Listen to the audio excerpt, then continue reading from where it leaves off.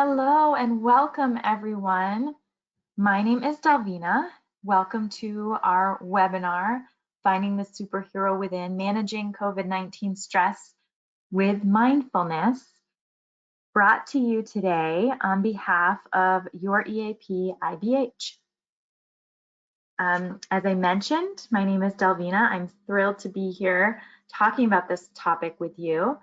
A little bit about me. I have been studying and researching in the field of positive psychology and resilience for the last 15 years.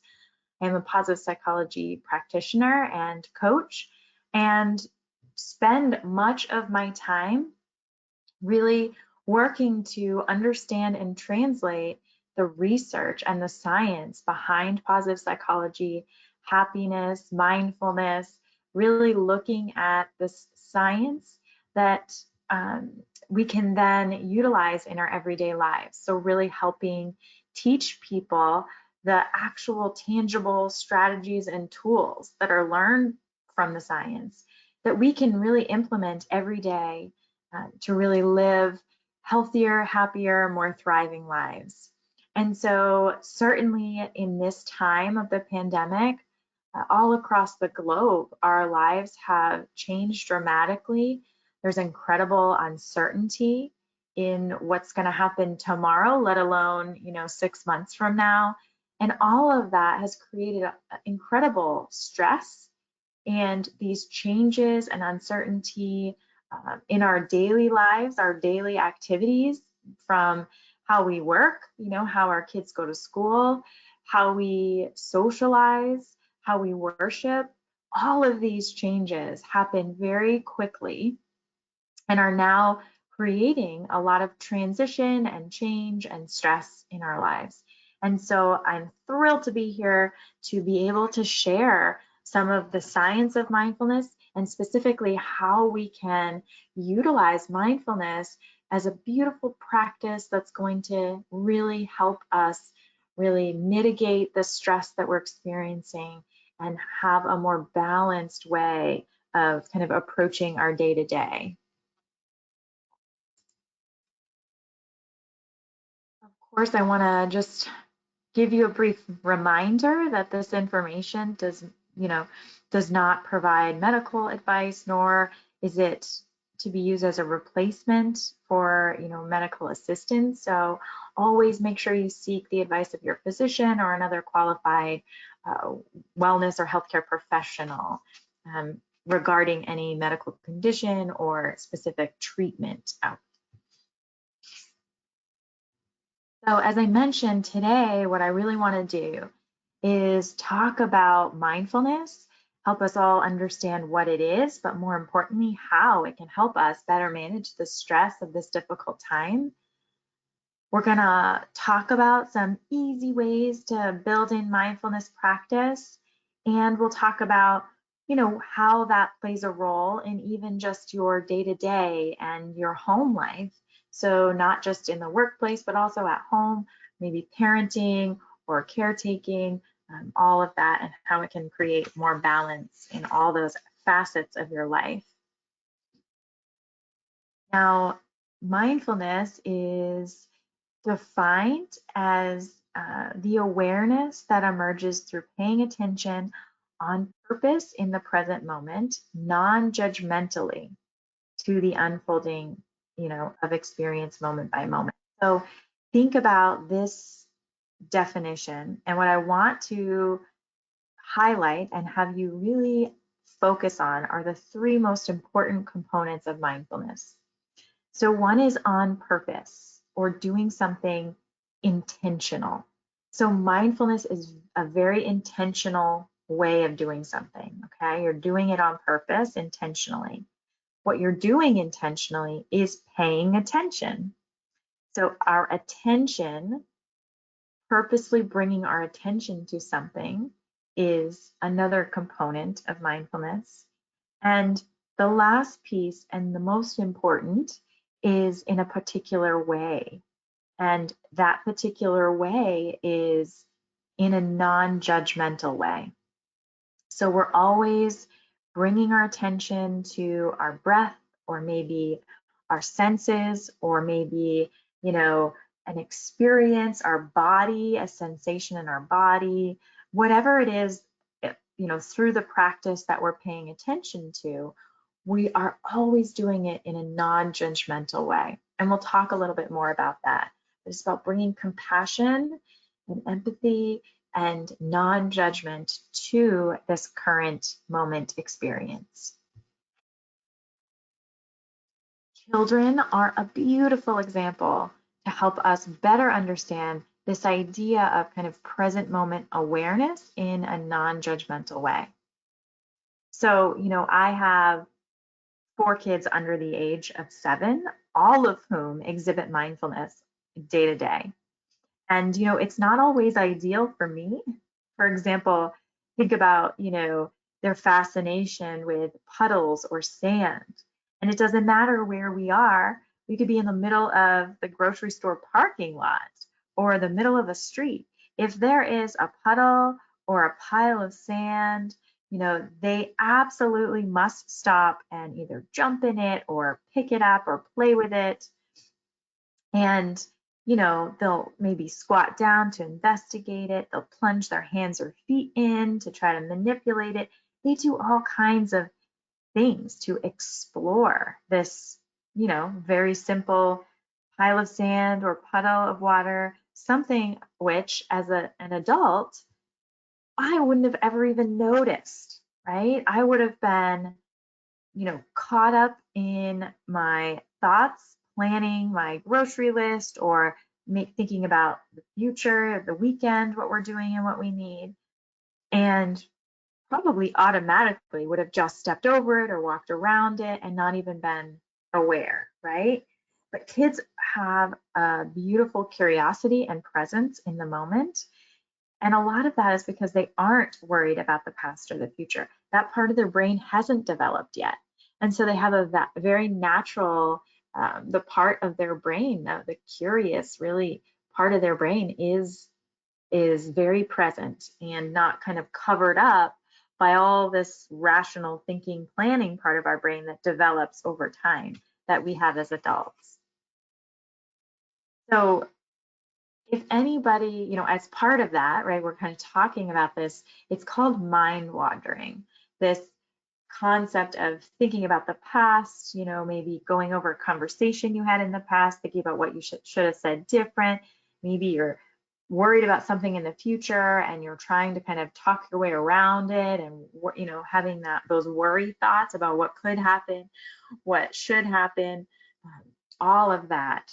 And what happens if you've ever tried to practice some kind of meditative, doing a meditative mindfulness practice, what you're probably experience, as we all do, is what's called mind wandering.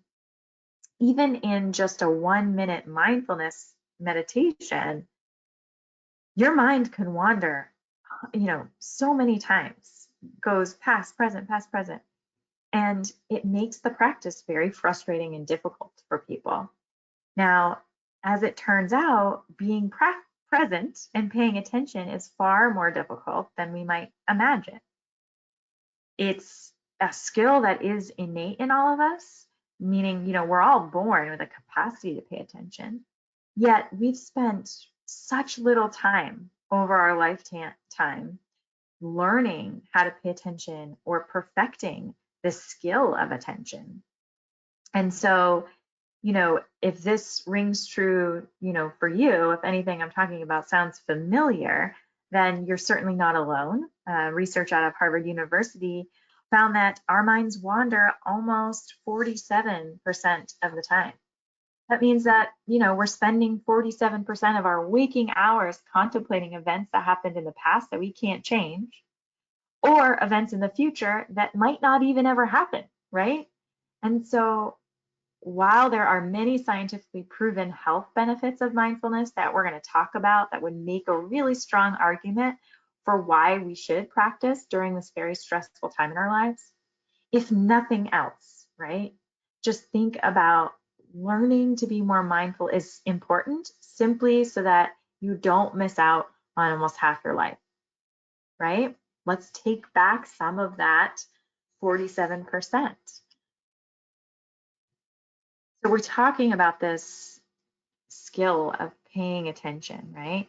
So if we think about training the muscle of our attention, learning to attend to the present moment experience, our surroundings, our inner body, our consciousness, right? This is really the foundation of mindfulness. And as I mentioned, it's also the most difficult.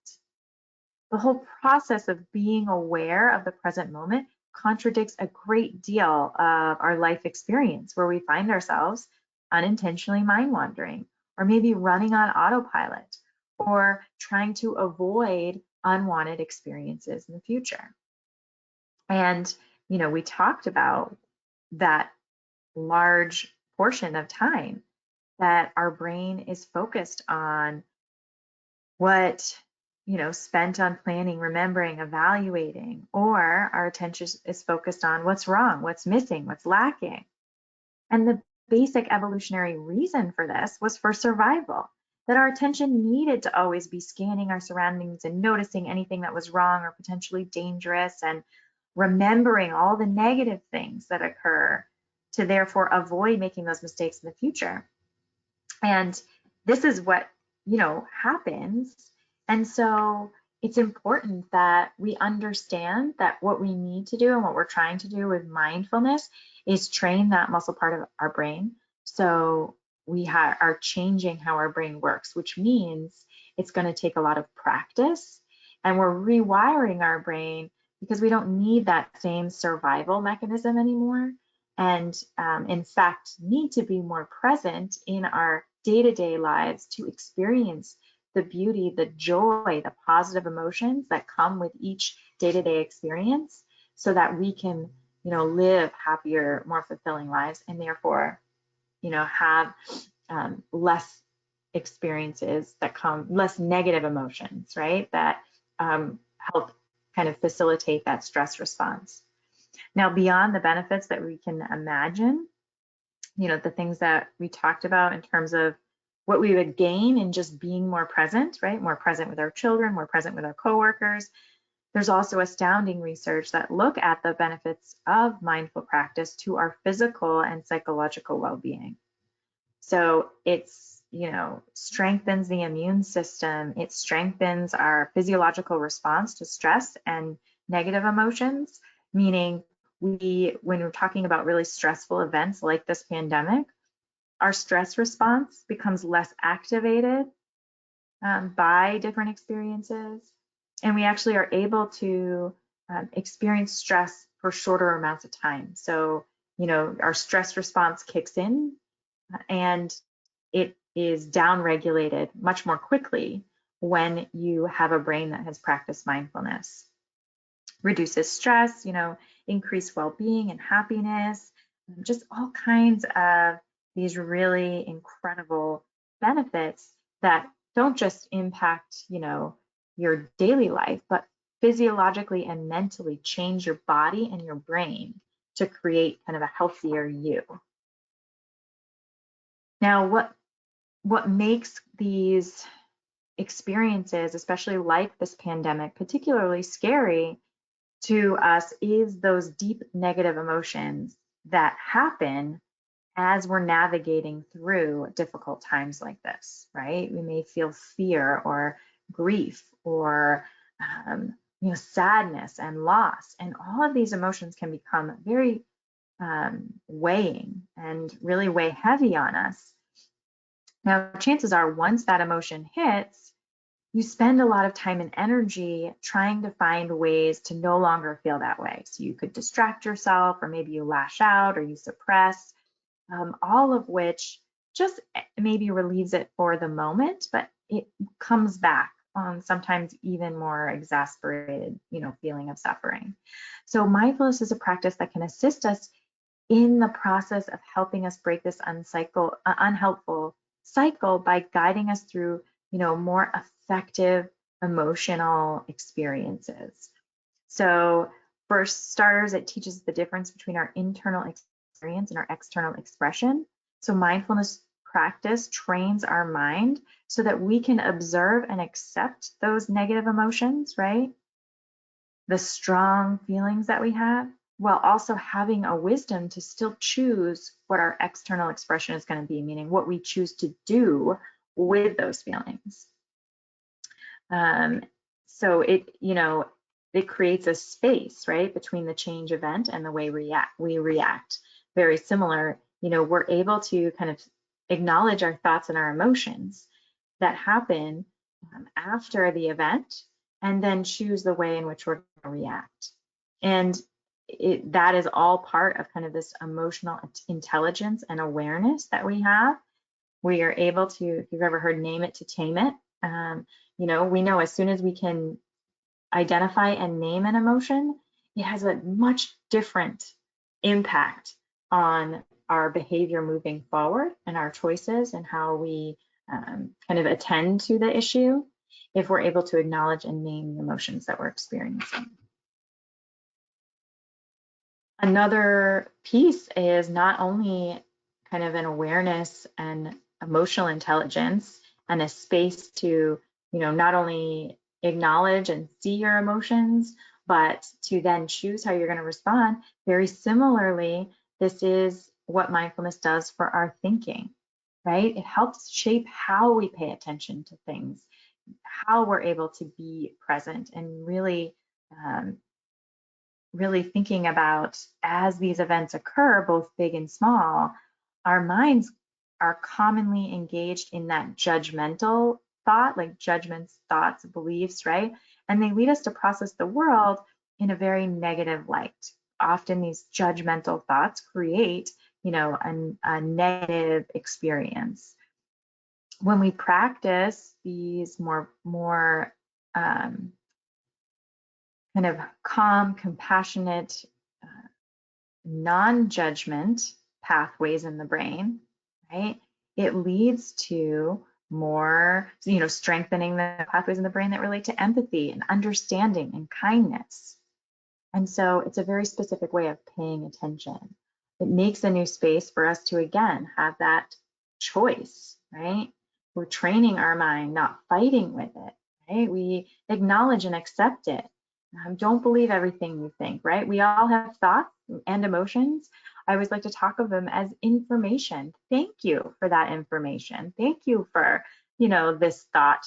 I see it, I hear it, I acknowledge it, and, I appreciate the information that this thought is giving me. Now, is it factual? Maybe, maybe not. I can figure that out, but don't believe everything you think as though it's a fact, because a thought is just a thought. And so we have the space to do that. When I'm talking about practice, and this is a really important piece because we're really talking about, directing your attention in a certain way, purposefully and repeatedly.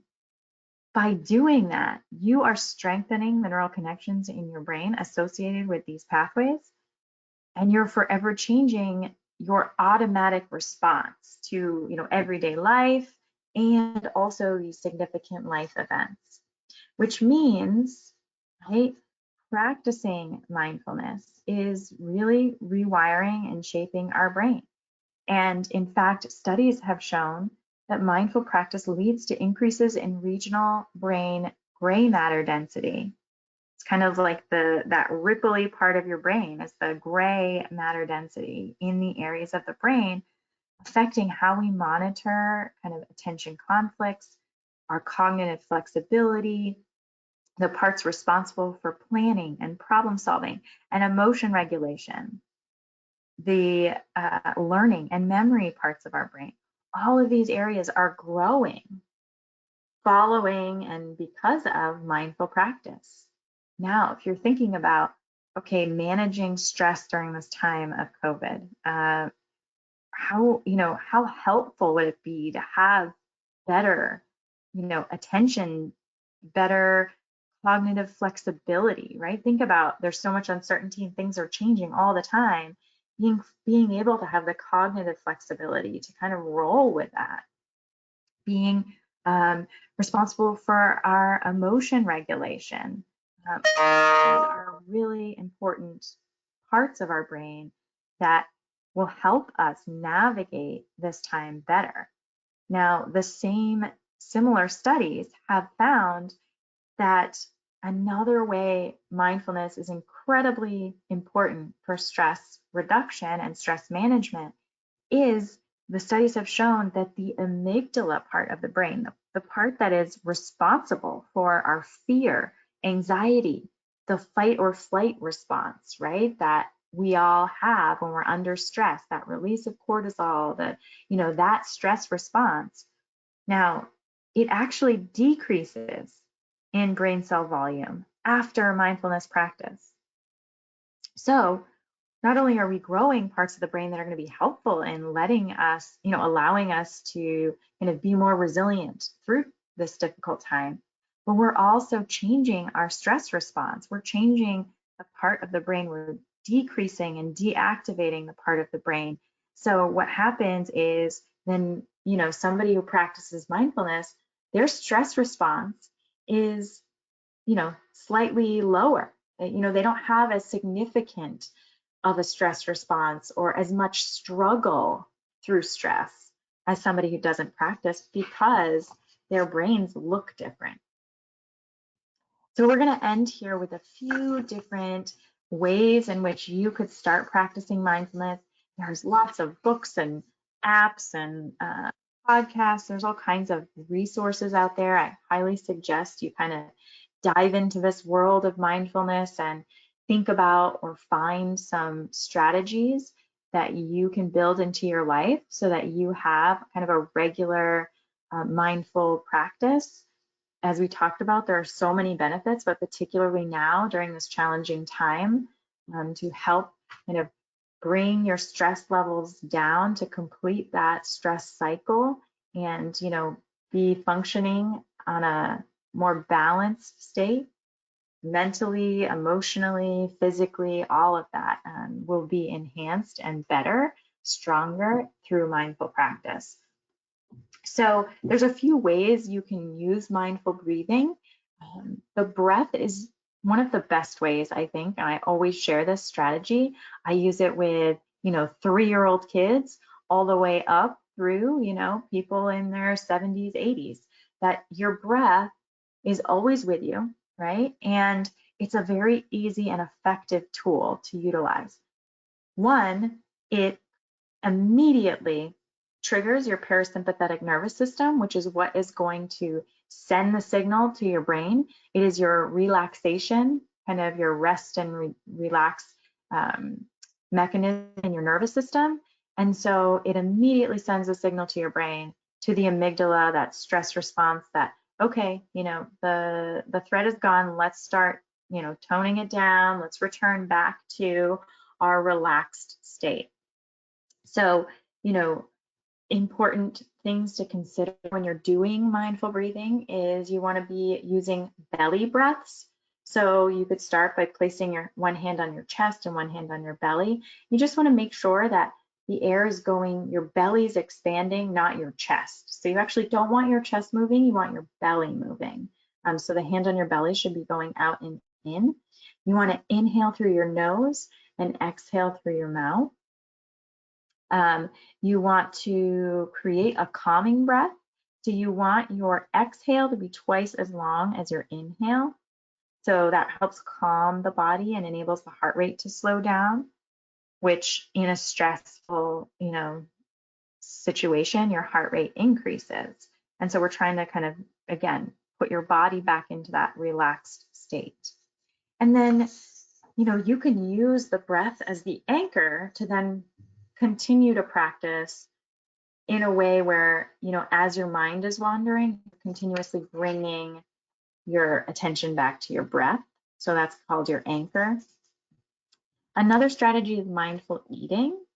So, many, many studies have shown that when we bring our attention and our awareness to food as we're eating, not only is it a great practice because there's, so many sensations and tastes and things to notice as you're eating, but it also has the benefit of, decreasing compulsive eating, making you more aware of the choices of food you're making. So you may think twice about the bad food and maybe think, oh, maybe I'll choose a healthier one. it helps you enjoy the food rather than, sometimes we eat, we're not even paying attention, and therefore we miss out on the flavor and the nourishment and, all of those things. Mindful hand washing, we're all washing our hands a million times these days.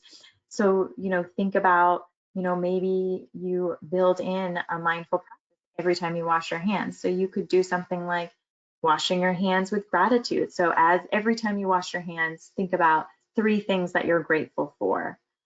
You could try, washing hands with loving kindness. So there's loving kindness meditations that are about, wishing and bringing kindness to yourself and sending kindness to people that you love and care about.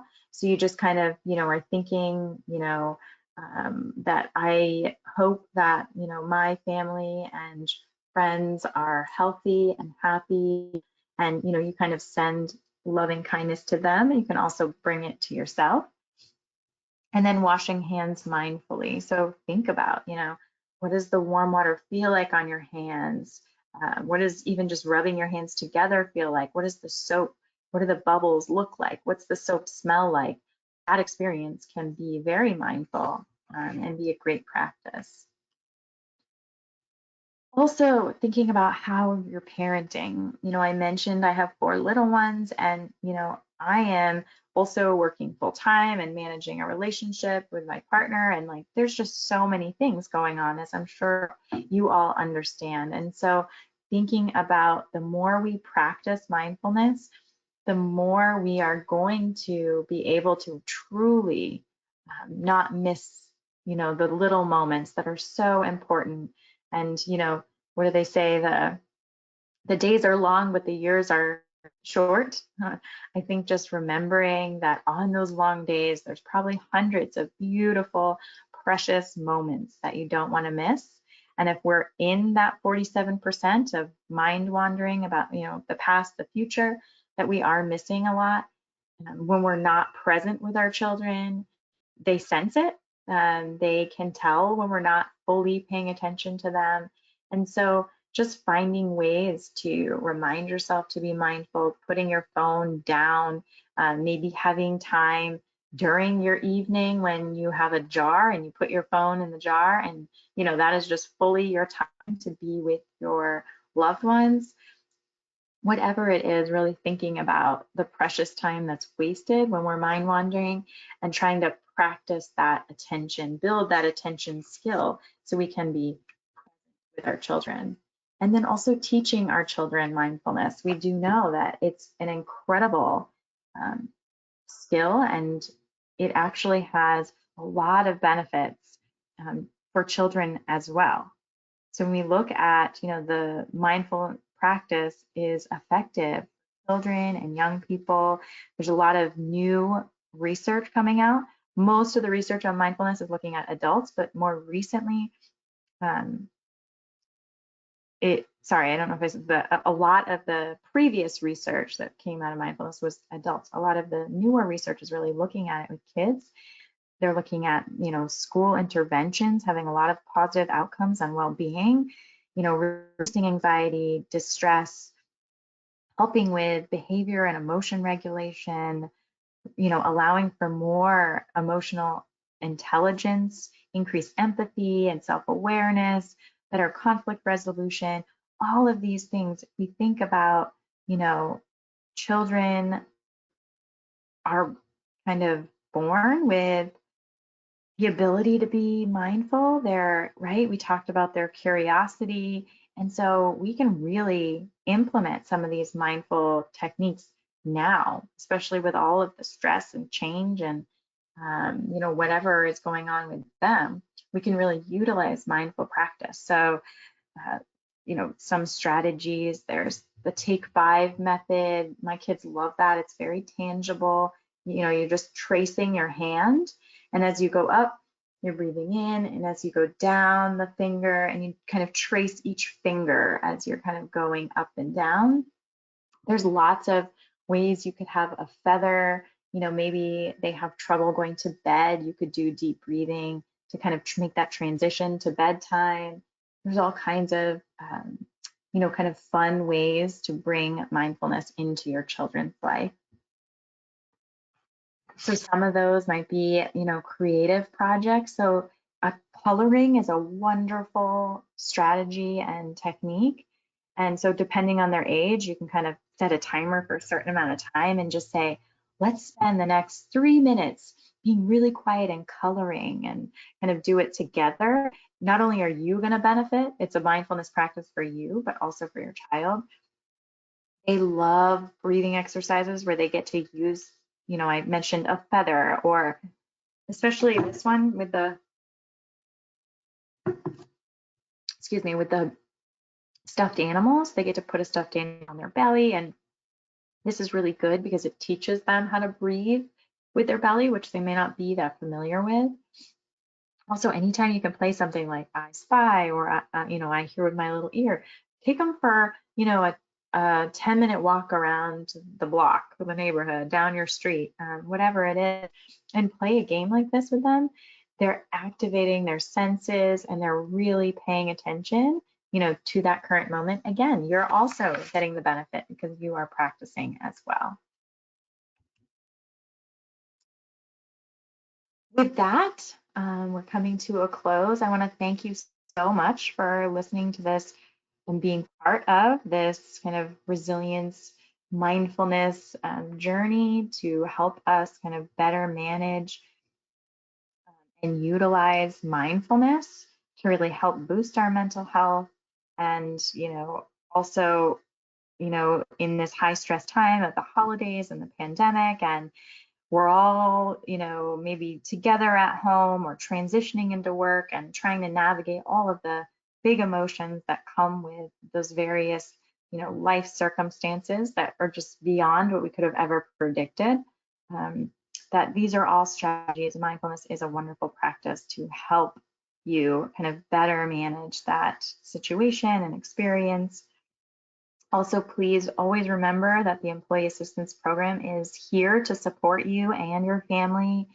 You can access free counseling, work-life resources by contacting your AP's regional service center, and they are, there to support you in all of you and your family's needs.